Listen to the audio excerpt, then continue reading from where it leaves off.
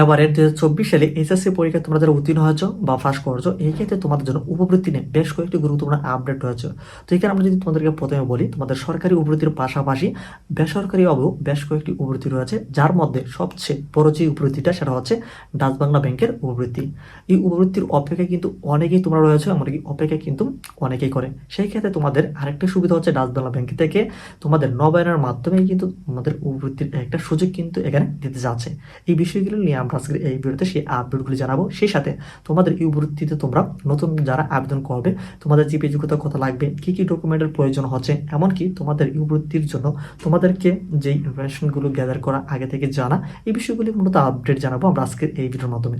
তো সকল ইনফরমেশন এমনকি গুরুত্বপূর্ণ আপডেটগুলি বা তোমাদের অ্যাকুরেট নিউজগুলি সবার আগে পাওয়ার জন্য অবশ্যই আমাদের এই চ্যানেলটিতে সাবস্ক্রাইব করে রাখো। এছাড়া তোমাদের অনার্স ভর্তি সম্পর্কিত বা স্কলার সম্পর্কিত সব কিছু ইনফরমেশন কিন্তু আমাদের যে ডেডিকেটেড চ্যানেল রয়েছে এডুকেশন ক্যাম্পাস এনিউ, সেই চ্যানেলে কিন্তু তোমরা সব কিছু ইনফরমেশন পাবে। সেই জন্য তোমরা ডিরেক্টলি আমাদের সেই চ্যানেলে তোমরা ডাইভার্ট হতে পারো। সেই চ্যানেলের লিঙ্ক আমি এই ভিডিও ডেসক্রিপশন এমনকি কমেন্ট সেকশনে দিয়ে দেবো, যার কারণে কিন্তু তোমরা সেই চ্যানেলটিতে ভিজিট করতে পারবে। ওকে, তো আমরা এখন এই পুরো বিষয়টি ক্লিয়ার করে দেবো। তোমাদের যে ডাচ বাংলা ব্যাংকের উপবৃত্তির যে তালিকাটার যে আসলে তোমাদের নবায়নের মাধ্যমে বা নতুন যারা আবেদন করবে, তোমাদের জিপে যোগ্যতা বা কার কী কী আবেদন করতে প্রয়োজন হচ্ছে সেই বিষয়টি, সেজন্য তোমাদের সুবিধার্থে আমরা কিন্তু অলরেডি এইখানে ডাচ বাংলা ব্যাংক থেকে যেই আসলে অফিসের যে ওয়েবসাইট রয়েছে এটা আমি কিন্তু অলরেডি ওপেন করছি। এইখানে যে বিষয়টি এখানে রয়েছে আসলে নবায়নের বিষয়। তোমরা যারা অলরেডি ডাচ বাংলা ব্যাংকের সাথে জড়িত রয়েছে, এই ক্ষেত্রে তাদের জন্য এটা হচ্ছে এটা।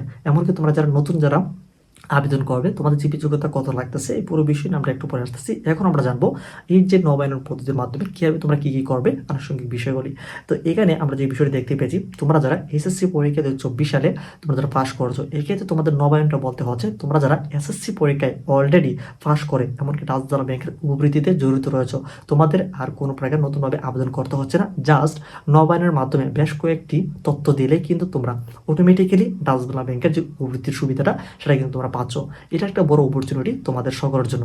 এই ক্ষেত্রে অনেকে আমরা দেখতে পেয়েছি তোমাদের এখানে কিন্তু একটা রিকোয়ারমেন্ট হিসেবে রাখা আছে, তোমাদেরকে অবশ্যই 4 বছর মেয়াদি বা 5 বছর মেয়াদি বা 3 বছর মেয়াদি এইখানে তোমাদেরকে ভর্তি হতে হবে, তা না হলে কিন্তু তোমরা পারবে না। তো এখানে তোমাদেরকে অনার্সে ভর্তি হতে হবে, এমনকি সেই সাথে তোমাদেরকে একটা জিপি যোগ্যতার প্রয়োজন হচ্ছে 4.3। এই জিপি যোগ্যতার হলে কিন্তু তোমরা বেশ কিছু তোমরা এই যে আমরা একটু বললাম, তোমাদের এই সাবমিট দিয়ে তোমরা কিন্তু খুব সহজে নবায়নের মাধ্যমে তোমাদের এই ডাচ বাংলা ব্যাংক থেকে উপবৃত্তি পাবে। প্রায় দেখা গেছে 1,45,000 বা 1.5 লাখের মতো তোমরা কিন্তু এখানে উপবৃত্তি হিসেবে টাকাগুলো পাচ্ছ।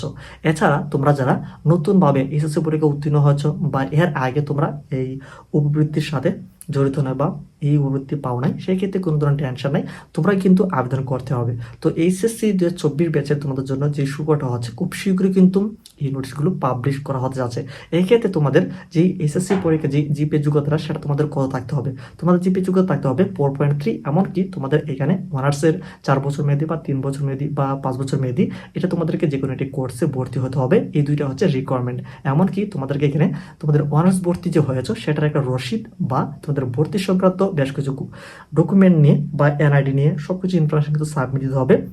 তোমাদের আবেদন যেটা আসলে নোটিশ দেওয়া হয়, যে নির্দিষ্ট তারিখ দেওয়া হয়, ওই নির্দিষ্ট তারিখে খুব শীঘ্রই তোমাদের এরকম ডাচ বাংলা ব্যাংক থেকে তোমাদের নোটিশ পাবলিশ করা হবে। তোমাদের আসলে আবেদনটুকু করার জন্য যতটুকু সময় দেওয়া হয় এই সময়ের ভিতরে, এক্ষেত্রে খুব অল্প পরিমাণে সময়টুকু দেওয়া হয়, যার কারণে দেখা গেছে তোমরা কিন্তু অনেকেই তোমরা ডাচ বাংলা ব্যাংকে তোমরা আবেদন করতে যাচ্ছ, কিন্তু তোমরা সেই যে টাইমটা দেওয়া হয় সেটা কিন্তু ওভার হয়ে যায়। সেক্ষেত্রে আমরা তোমাদেরকে বলবো এই পুরো বিষয় কিন্তু আমরা নজর রাখছি। তোমাদের ডাচ বাংলা ব্যাংকের উপবৃত্তিতে তোমাদের যেদিনে পাবলিশ করা হবে আমরা তোমাদেরকে সাথে সাথে ইনফরমেশনটা জানিয়ে দেবো।